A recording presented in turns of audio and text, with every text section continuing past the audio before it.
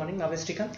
Particular ఈ క్లాస్లో మనకు రియల్ టైంలో ఎక్కువ ఉపయోగపడేది అంటే కానీ చాలా చిన్న ఆప్షన్ ఇది.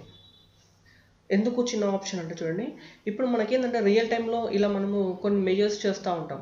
ఓకే, మెజర్స్ చేసినప్పుడు ఇలా ఇండివిజువల్గా మెజర్స్ అన్నీ వేరు ఉంటాయి. ఈ ఫీల్డ్స్లో మెజర్స్ కూడా ఈ యొక్క ఫీల్డ్స్లో మెజర్స్ కూడా కలిసిపోయి ఉంటాయి.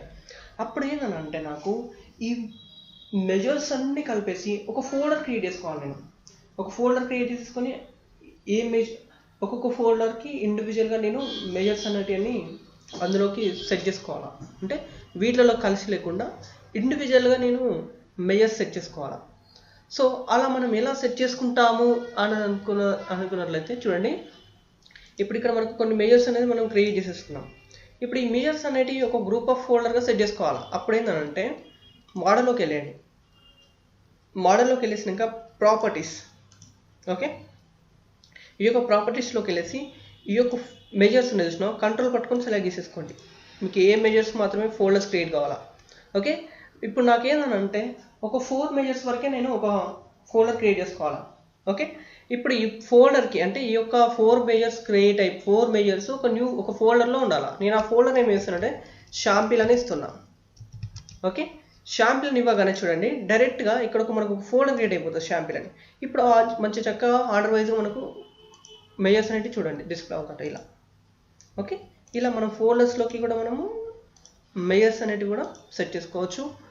లేదు నాకు మళ్ళీ వద్దు, నాకు ఈ ఫోల్డర్ వద్దు అనుకున్నాను, మళ్ళీ మౌస్ లెఫ్ట్ క్లిక్ చేసుకొని డిలీట్ ఫ్రమ్ మోడల్ అని క్లిక్ చేయగానే ఏమవుతుందంటే జస్ట్ ఆ ఫోల్డర్ అనేది వెళ్ళిపోతుంది. మళ్ళీ యథావిధిగా మనకే ఉంటుంది. మళ్ళీ కావాలనుకున్నాను అనుకో, లేదు నాకు ఈ రెండే కావాలనుకో, ఆ రెండింటికి సెలెక్ట్ చేసేసుకొని షాంపిల్ అని టైప్ చేస్తున్నా. సో ఆ రెండింటికి మాత్రమే మనకు ఫోల్డర్ క్రియేట్ అయిపోతుంది. మళ్ళీ వీటికి మళ్ళీ వేరేది. ఓకే, మళ్ళీ ఈ రెండింటికి వేరే ఫోల్డర్ కావాలనుకుంటున్నాను, షాంపిల్ 2. సో ఇలా మనము ఎన్ని ఫోల్డర్స్ అంటే అన్ని ఫోల్డర్స్ ఇండివిజువల్గా మనము మెజర్స్ క్రియేట్ చేసినప్పుడు ఏ మెజర్స్. ఓకే, సో మనము రియల్ టైంలో ఎన్విరాన్మెంట్లో వాడుతున్నప్పుడు మనము ఒక్కొక్క డేటాబేస్కి కనెక్ట్ అవ్వడం వల్ల మనకు different types of measures, some times మనకు చాలా క్యాలిక్యులేషన్స్ వాడుతుంటాము.